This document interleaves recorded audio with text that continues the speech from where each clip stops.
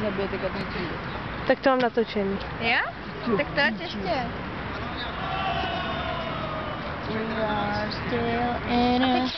Jsem červený. Jako Emma mi tak dlouho ofíku. Říkám, nedá sponku debil.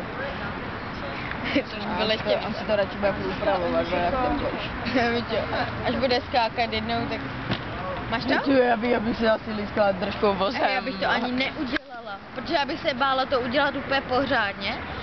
Protože bych se bála, že si rozbiju krásnu a udělala bych to jenom trochu a proto bych si ji Hej, mě rozbila. šli vždycky sáka na trampolínách, kluče, to mě učil fotra, to bylo hustý. Tak to dozadu mazot. To můžou být luxusní fotky jak svině. Jak jsme fotili na harázi, taky ty naše hustoto.